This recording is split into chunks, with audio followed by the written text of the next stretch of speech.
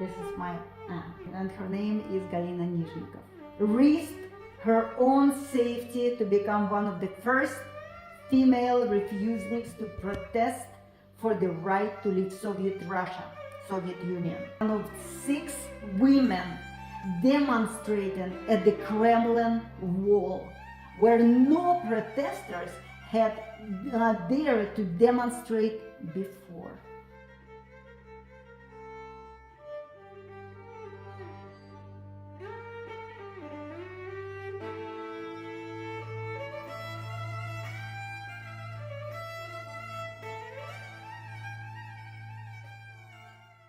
Welcome to my space. Today it's a huge honor, and not just an honor, I'm an honor, because people who sitting next to me, they're not just random people. I'm related to this lady by blood. This is my aunt, and her name is Galina Nizhnikov, and this is her absolutely incredible husband, Steve Wayne. We'll get a chance to talk to Steve, but right now I'd like to concentrate on Galina. The reason we're here today with Galina, first of all, she is visiting. It's not very often she comes to visit us in Seattle. Both Galina and Steve, they live in Boston, and I've known Galina since my childhood. Since you were born. Since I was born, yes, exactly. That's how it is. But today we're not talking about the relationship as aunt and niece, even though we can go and explore this area also, but we're talking about her as remarkable, outstanding woman. Instead of, just saying, let me read it, because definitely I did a little bit of my homework, and Galina told me more about her, and I've known about that for many years, but it's better for me to read it, so I'm not going to make any mistakes. So, Galina Nizhnikov risked her own safety to become one of the first female refuseniks to protest for the right to leave Soviet Russia, Soviet Union.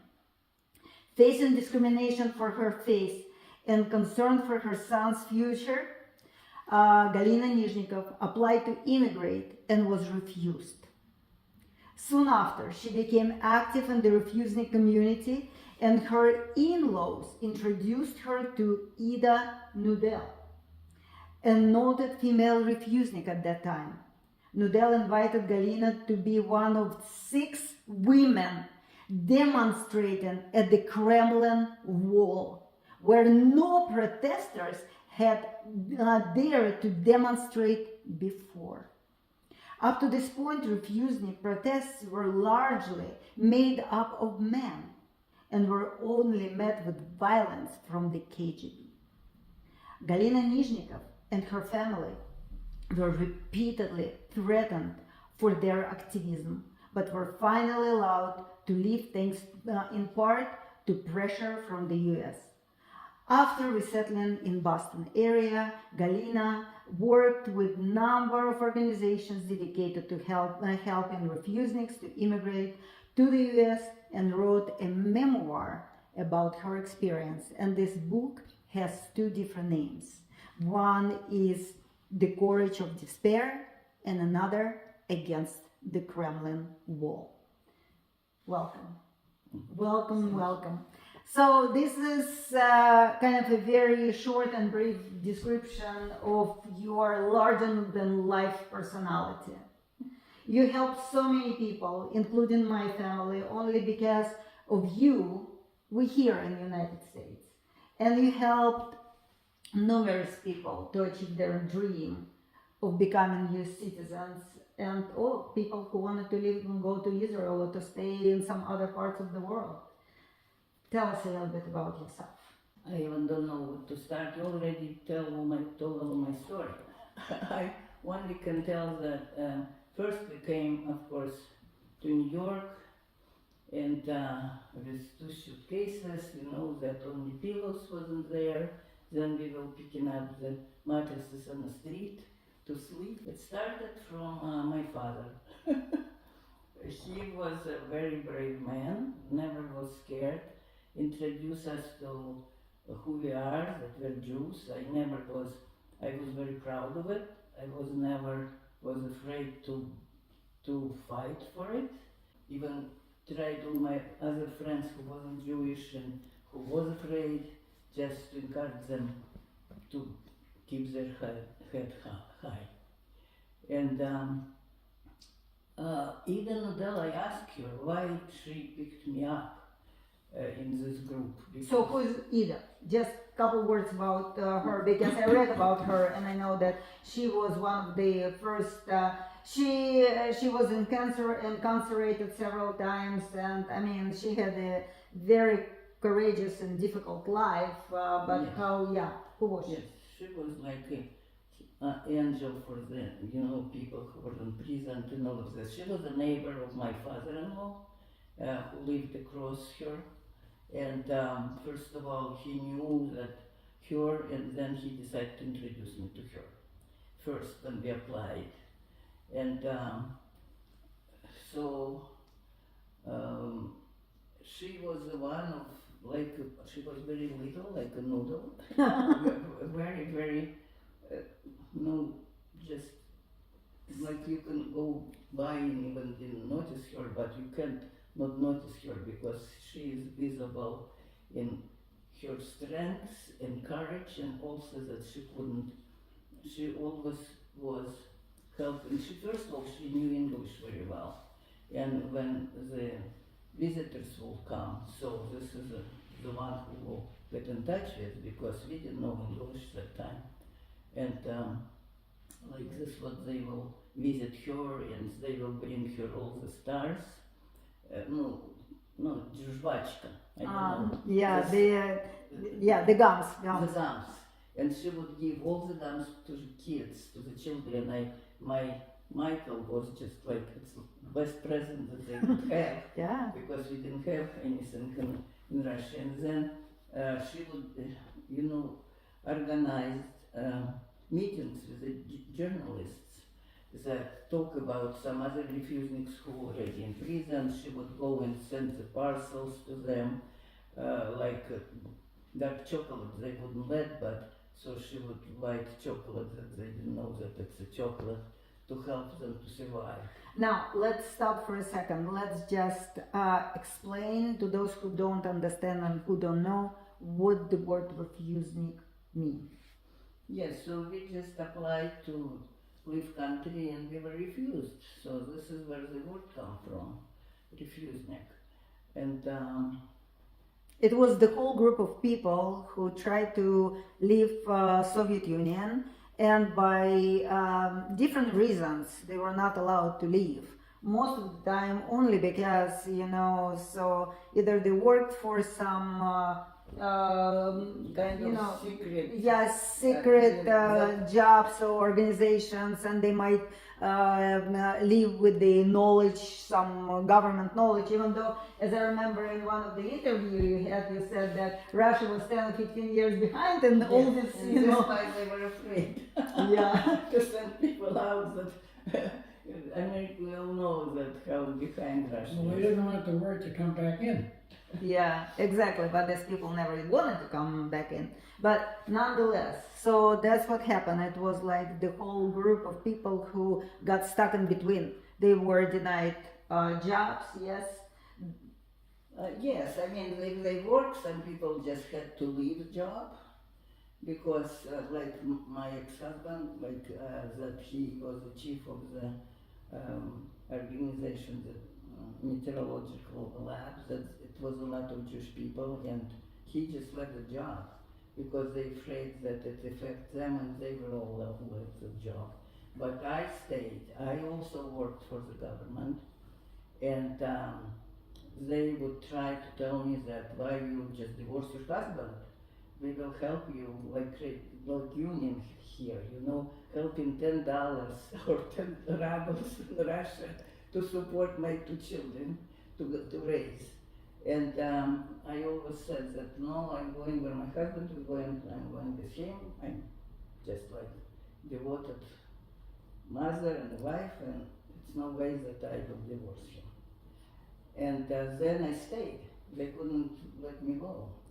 And the only thing that I knew that I have to be perfect in job, that I couldn't even be late for 1 minute, because it was just a security to go to this building, and also to do my job as best as I can, that they would have no reason to say that I did something wrong. So I continued to work, and they would call me, the director of this organization, and say why I'm leaving. I said, you know what, I understand that I'm only a person who supports my family, and I know that you wanted me to leave, but I still would stay. And they didn't touch me. I stayed to the end, till I wanted to leave myself. This is why I decided to leave when I started to demonstrate with this 6 woman that I already knew I didn't have time to work because it was a lot of preparation and other things that it will be all has to be kept secret.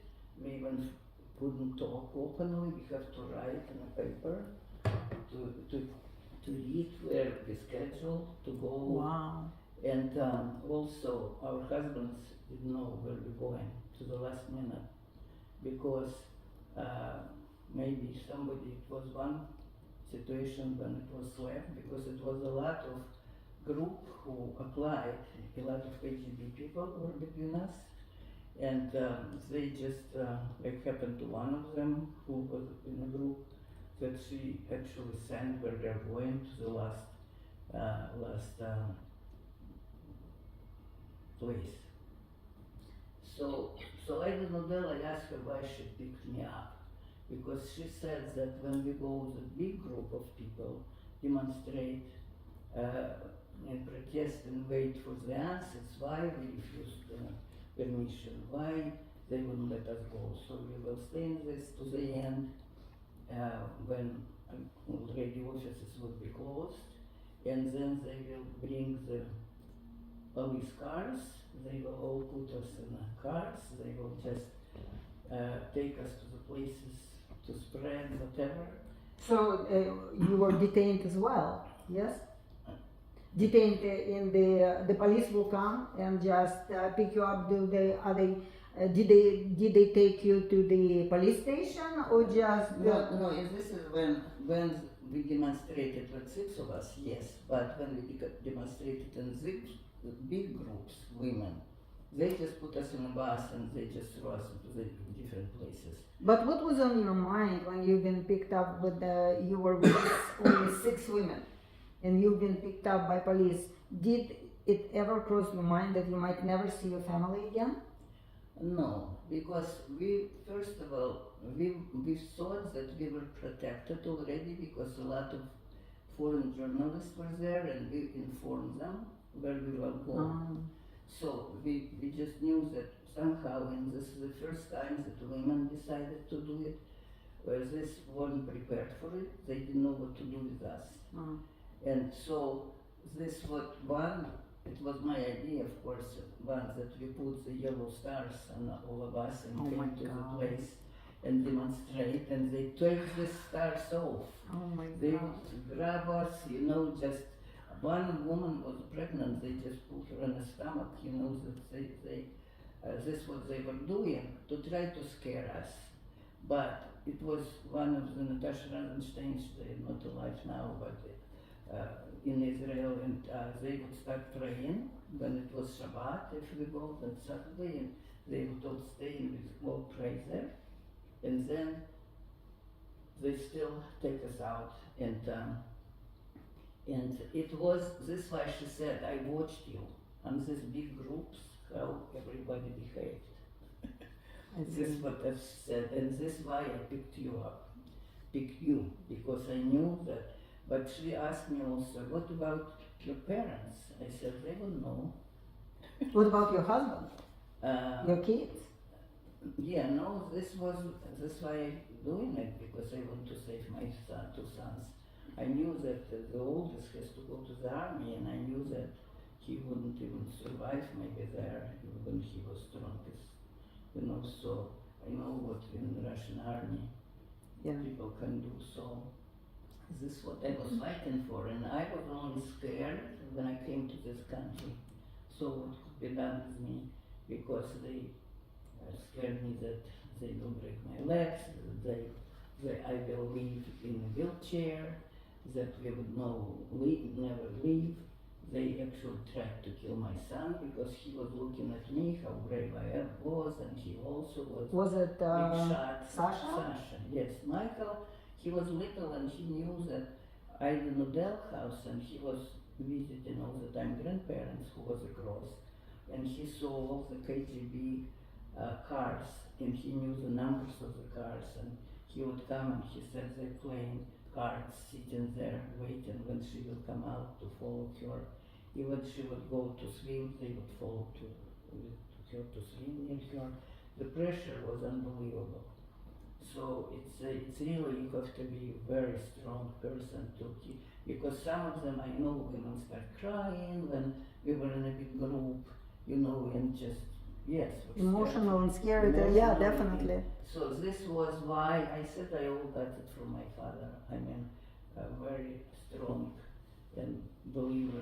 I said that I believe in fighting for truth and for, For the right cause. for the right. And for people. So this is what it is. This wife picked me up, and then we decided we had in broken houses. In my house, some people have seminars. It was some books how to answer when you come to police station, and they wanted, of course, know who is the leader of this group, and nobody would tell them that it was even Dal, of course.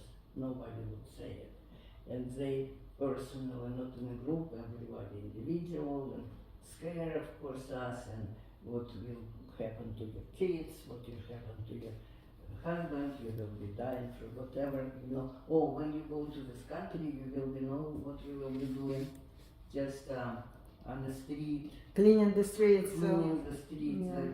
the broken glasses and all of this. You will never find a job there, and a lot of pressure. And one guy who interviewed me, I said, "Listen, you're drunk. Why you're?" I was just straightforward to him. How old were you? In 87, 47. So I said, "You are drunk. How you can interview me?" So they immediately took this guy out. Wow. and brought another one, and they would try to say, "Listen, I sympathize you. I really like you to leave, but," and all this bullshit, pardon, they were just trying still to convince us not to leave country and sign the papers and whatever. It was another thing that we tried to organize all the children, refusing children, to bring them to some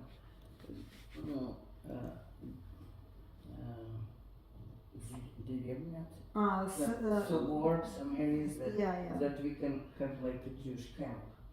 And this is why one day when they took me to the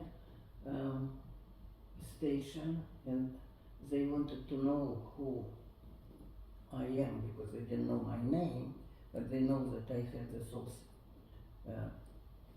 yellow stars, and this, and I was like initiating all the stuff, and they would say, "Who is?" And they will let one person go home, another person, they left me alone, the last one. And they start to say, "Okay, we will just leave you for a week in police, whatever." I said, "Don't worry, I'm prepared. I have all the paper, all the clothes with me, everything with me, so don't worry about it. I'll take it." So then they said, "Okay, we'll let you go, but you have to sign the papers that you agree to come tomorrow, and And so, and they put me the paper completely different, that I will sign that I'm guilty and all of this, put me in prison. Yeah. And I said, what are you giving me? You think I'm stupid? I'm not signing anything. So he said, then we don't give you your passport back. We have to carry our passports with us. And I said, okay. And my husband was waiting for me, and we left, and I left without passport. And then we decided to go to this, organizing camp for children, and I left without passport. And my friend said, how you can go without passport? It's just that way, you always will have to carry this with you. And I thought, it's not my problem, it's their problem. They obey the law, not me. They shouldn't take my passport from me. So then they were trying to find my husband just to give my passport back to him, just begging him to take it back. Yeah. This is a very funny thing, that if they see that you don't afraid them and they break the law, my philosophy or attitude was that you have to play their game exactly what they're doing, just back to in their face.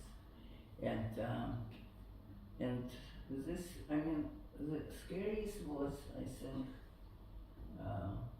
that it was not true. We wanted to plan demonstration against the library, Lenin library, that some stupid of our refugees said we have to tell the government, like we're That we are doing party, demonstration, exactly. and tell them that they would protect us. And of course they tell the government, and they were all sitting under house arrest. Nobody could get out, as they wouldn't let us out. And some of them that we went to I don't know, it was 4 of them, and the most dangerous was at June 1st, with the children's rights. And then we were barricaded in one of the apartments, and KGB surrounded all the apartments between, and they had hooks and tried to take, because we took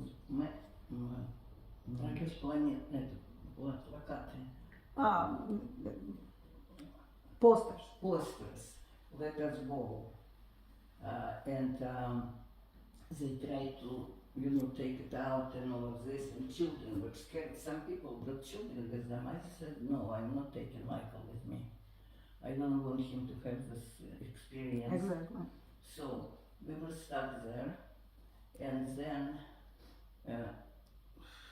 we thought that it was quiet, everything, that we could open the door, and when we opened the door, they all ran into the apartment. And I was there, and I just slapped the guy on his face, like this, and he looked at me, and he said, are you satisfied? Wow. Are you come down? Because they couldn't do anything to me. Wow. Because they just didn't have the authority to do something. It was all women there in this apartment. So then they said, I wouldn't be surprised if you say you're not satisfied to slap them. Yeah. oh, yes, so but no, I did some very dangerous things that like one policeman, yes, I just threw this, he had a hat, I just knocked it down on his head, from his head. I have a question that's interesting. So when you did that, did you feel that something protects you? That you could have, you could have been punished, you could be punched back, and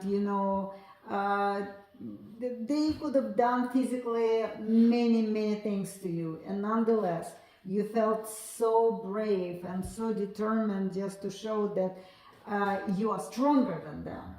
So what was kind of driving you? Only the knowledge that they cannot do anything to you, or just that internal strength that I didn't think about it. I just was like a tank going full speed. full speed. I said I was afraid when I came to this country, you know, what they could do to me. It's interesting. But Yeah. I think, I don't know, because I smile to them all the time. And you are beautiful right now, but you were so beautiful back then. Let's go back. So basically, it took 4 years for you to fight for your freedom. Yes. Yeah. And how did it happen? So, Oh, this my relative, Aaron Katzeneggen-Morgan, he was already there, and he was a professor. He just started to work they got to Philadelphia, and he got all the connections that he was able to put us in the list of Ted Kennedy as a refusenik who came to Russia when Brezhnev was in charge. so basically, you made that Kennedy list, and that's how. Because it was always a trade-off between Russia or Soviet Union and America. So With grain. with grain, yeah. So let us people go, yeah. Our people go, and we'll give you grain. So pretty much. So that's how it was.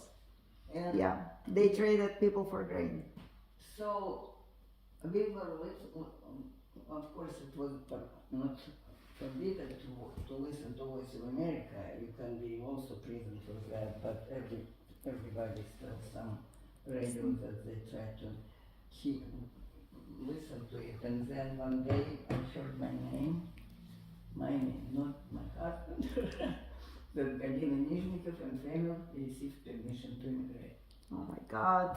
We couldn't believe it because we thought that's it. We were waiting and we didn't receive anything from Iberia. No card, nothing. I said, that's it. Like, if Voice of America said it, they wouldn't let us go.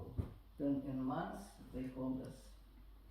And Yeah, and there it was a special organization which issued visas, or allowed or not, or not allowed to leave the country.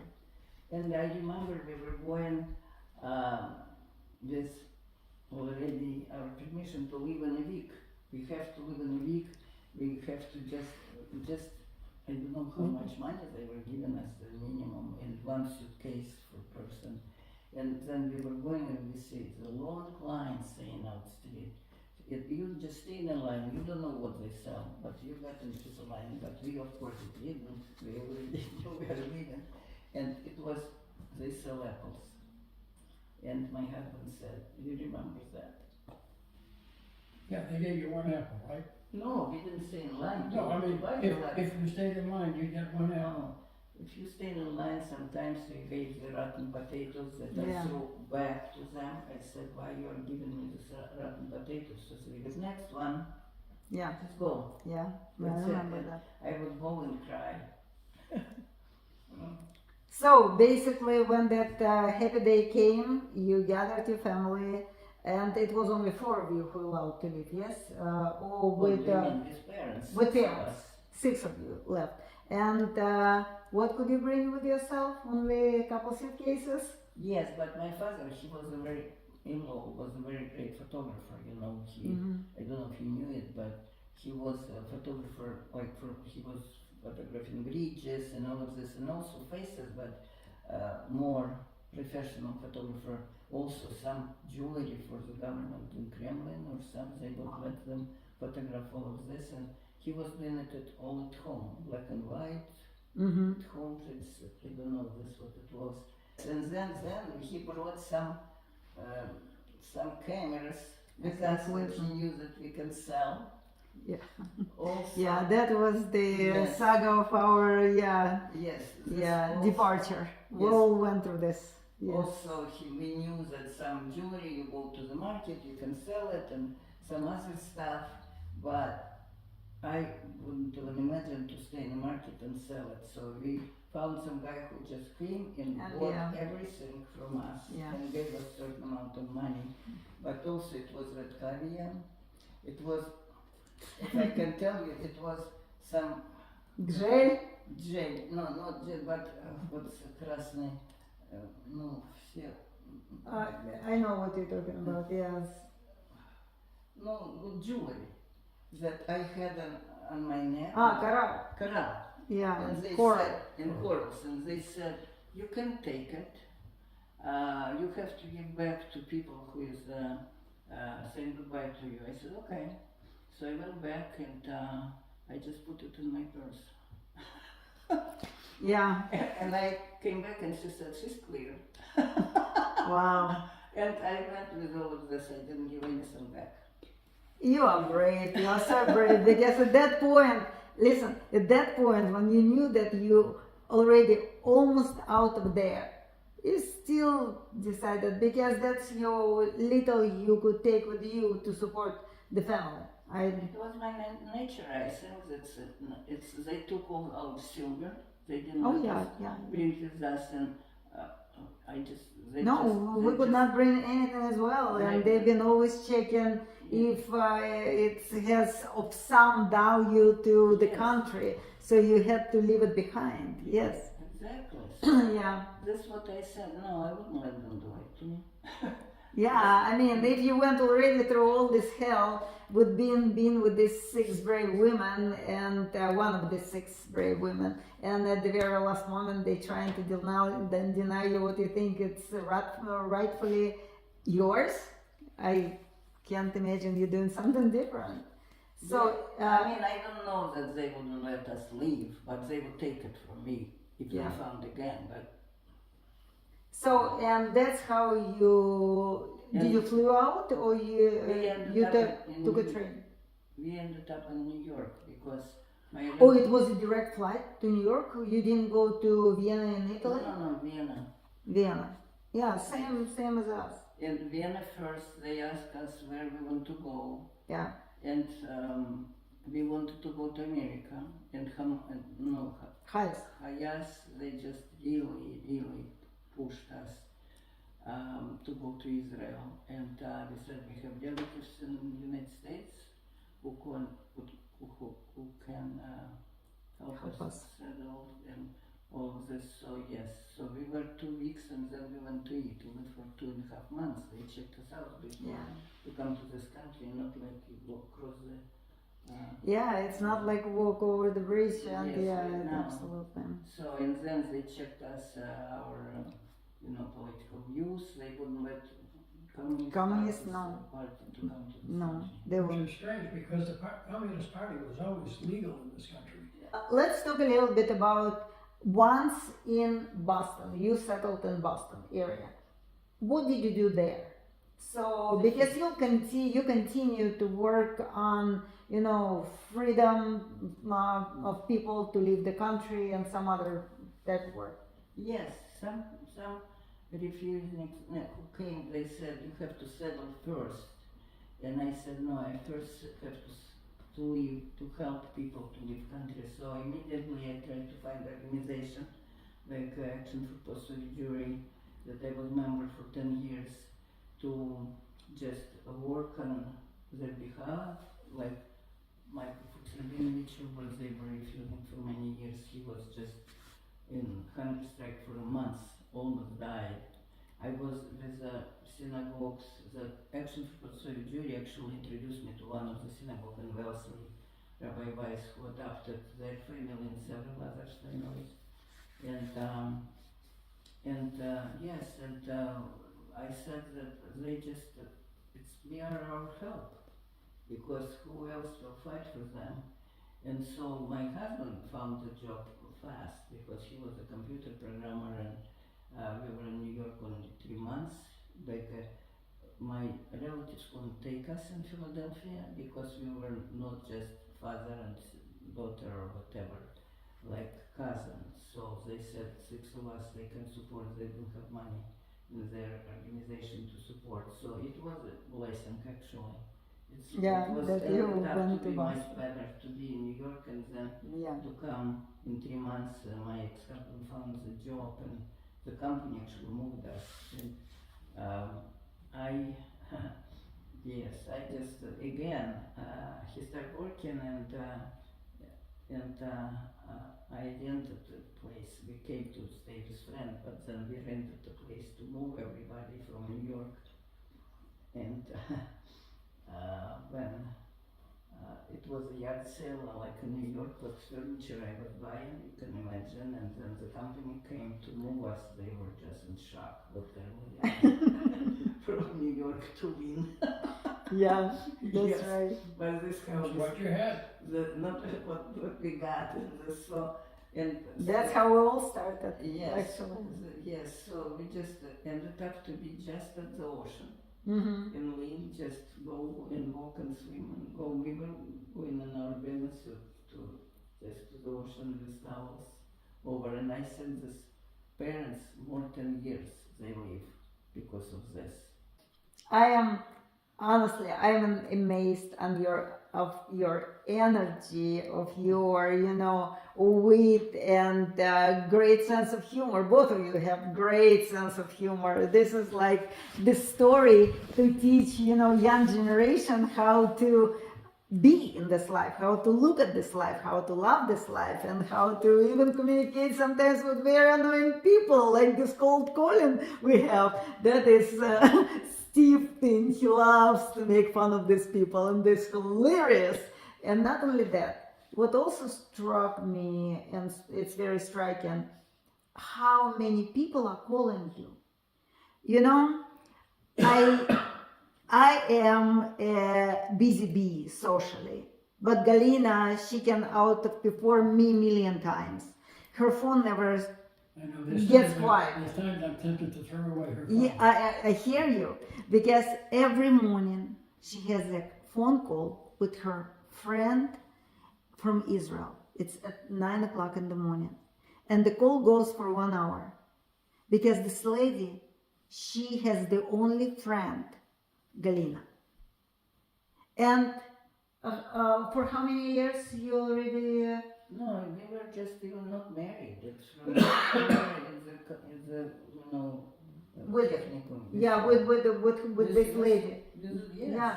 So every day, and she calls her. I love that, Galchonak. Yes. My dear Galchonak. It's so wonderful, and when she talks to you, her voice, it's like it's so bright with energy and delight and happiness. You can feel it only because she's talking to you. Well, she's also one of these people. You just like her on sight. It's 100%. Some people you can take an instant dislike to. This woman you take an Yeah. instant liking to. Yeah. When we came to this country, first thing thought that we have to go to Israel. She already moved to Israel. I told you her tragic Yeah. life story, but we visited her, of course, and when we were in Ayanas, so when we saw even Nobel, but also she came with her granddaughter. So Steve met her first time, and he said that it's a woman that you just fall in love from just the first time you see her. Yes, she's beautiful. She has a wonderful soul. Yeah, right now you have your Galina's life is always full of her grandkids and full of her friends and different. And now even a great grandkid. Yeah, and grandkid as well, and grandkid. So right now we kind of will flip the switch a little bit again, and let's bring Steve into this conversation for a little bit, just to say that. Who you are and what you've done and how you came to be. I'm really not anyone special. It's just I have my own way of thinking. If I do something, I want to understand it. I mean, I've worked in the sciences all my life. If I use a piece of equipment, I don't want to know just how to use it. I want to know how it does what it does. The theory behind it, the fine points, and it just goes from there. I've worked many things in my life, and every place I've worked, I've just learned a little bit more. What I'd like to talk about, and this is, I feel that very special and very important for all the people who are looking for their soulmates. Oh, that. Yeah, so we are going to just, switch here. No, we're not going to embarrass anyone. We are going to be very discreet in many ways and other stuff. You should be okay. Exactly. So When I was, Um, when I was 15 years old, I was introduced to a girl, and they were telling me about all these wonderful altruistic things she did, and I realized I was in love with her soul. Then they told me they were only teasing me, yeah, but I was still in love with the soul that was described to me. I gave up on finding a person who had that soul. They were sort of buried in the back of my mind. Now, about 50 or so years later, well, I was introduced to Galina, fascinated by her book. And we were dating just platonically. We became best of friends, but it was strictly platonic. I did not want to get involved after my first wife. I don't have to go into that. yes, so we will I was skip that part. afraid to get involved with any woman. But, you know, I had read her book, and it was fascinating. And I figured there were more fascinating stories. And I actually asked her before I went home that night to my place, did she mind if I Googled her, looking for fascinating stories? I found out about all the good things she did and all the people she helped with so much, and I realized she had the soul that I'd forgotten about, that I'd been in love with all my life. Unbelievable. So the next day when I saw her, I proposed to her. And she looked at me like I had 3 heads and said, no. Yeah, But but she eventually came around. No, he said, I will wait as long as it takes for you, because I told him I don't feel the same way. I really didn't plan to get married again. Well, I never did. I Since I was actually, already, I'd been in love with her for too long. I have already 2 marriages that failed, actually. That was the one thing that scared me. So, yeah, why? And then I just, but he just really, in 6 months, but his grandson helped me to say yes. But he really won my soul, and I saw his mother, who is an unbelievable person. She was so happy to see that Steve found somebody in his life, not to live just in with 2 dogs. It's a house that had no way to go through. And in 1 year, actually, we have a very nice real estate agent that his sister introduced us to. And I helped to bring the house to the sell point, because they wanted to, you know, like they buy the old houses and that yeah, gave just like 300, No, that was the first real estate. It was less than that. I think they were offering 250. 250 to buy the house. see, it's everywhere. It's not only in Seattle. You need to know what real estate agent to work with. You need to know a person and ask all the right questions. Well, And I put maybe $5,000 into it, and you know, doing what the real estate agent said. And well, when we finally put it on the market, we asked for 500,000. And I think it was on the market for 5 minutes. And they offered us another 5,000 just to not have an open house. that's a great strategy for, you know, all the people who would like to sell their houses. But you know, I will tell you the story about the house that we had in Andover when we came and bought the house in Andover. And where already we were divorcing, Uh-huh. and my ex-husband went to work in Binghamton, New York. And the company wanted to buy the house for whatever the time was, $350,000, and Yeah. it was a very, It was a long time ago. yes, you know, so many years ago. And I said, no, I will try. They gave it 3 months. I said, I will do it. And I found the agent, and they gave us $25,000 more for this that they offered. Yeah. You know? And that was it. And, See, if I knew I had to go in business with you long time ago. but the agent who sold us this house was very upset that I didn't go with her Yeah. to sell the house, because I knew she's doing it just for fun, and I wanted to find somebody who really needs money.